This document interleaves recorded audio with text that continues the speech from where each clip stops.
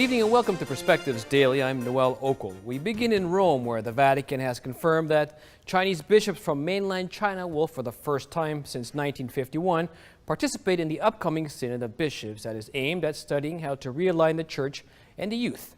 Introducing the Synod at the news conference yesterday, the press junket that included, among others, Cardinal Lorenzo Baldessari and Vatican spokesperson Greg Burke said that the agreement signed by the Vatican and Chinese government on September 22nd now makes it possible for the Chinese bishops to attend.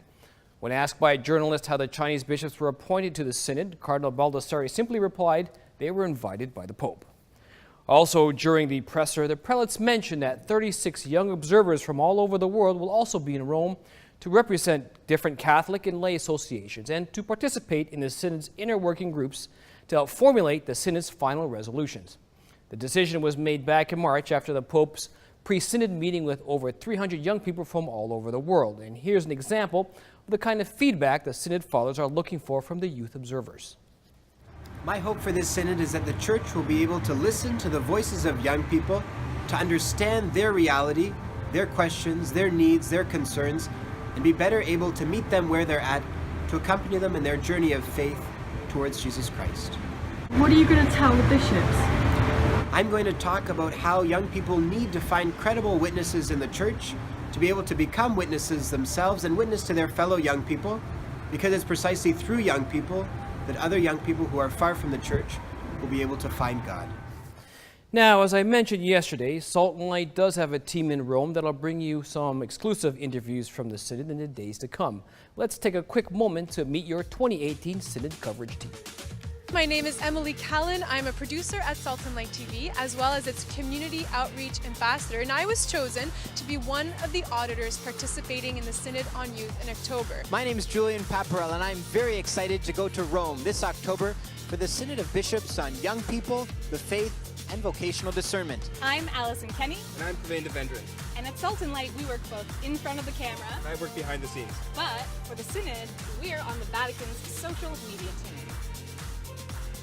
So what an incredible opportunity it is as a young person to be inside the walls of the Vatican for this moment in the history of the Church. It is truly a gift. My hope is that this Synod will have a real impact on the Church's ability to be attuned to the needs of young people and on the fact of young people finding their place in the Church today. I have the great expectation that we will come out of it with a renewed hope for the Church and a sense that young people are there and that we are simply waiting for the message of the gospel to continue to be proclaimed. Check out the hashtag Synod2018 throughout the month of October for behind-the-scenes info and updates of all that's going on. See you then. Now, after the Synod, the big event is World Youth Day in Panama, and it's now just 4 months away. Our friends at the organizing committee have just released the latest World Youth Day Minute that shares the latest information on the days and the diocese events that will take place just before the main events in January. Have a quick look. The days in the diocese, or pre-World Youth, precede the main celebration of the World Youth Day. During these days, pilgrims will visit the diocese of the host country to share with the host families, participate in spiritual activities, work in solidarity with local countries, as well as missionary and cultural events, all based on two pillars, the family and the parish. There will also be conservation projects to promote the care of the environment. As a Central American World Youth Day, Costa Rica will also be part of the days in the diocese, for a total of 16 dioceses, 8 per country, which will receive thousands of pilgrims between the 16th and the 20th of January 2019. Take the first step. Register as a pilgrim. Then, your delegation's coordinator will have to take to the diocese to present the number of pilgrims who want to participate.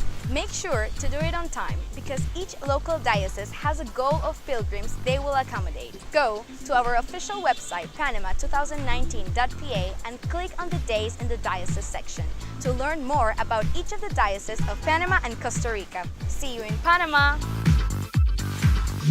And that is all that we have time for today. Be sure to join us again tomorrow for more of the latest news and stories with the perspectives of a Catholic lens.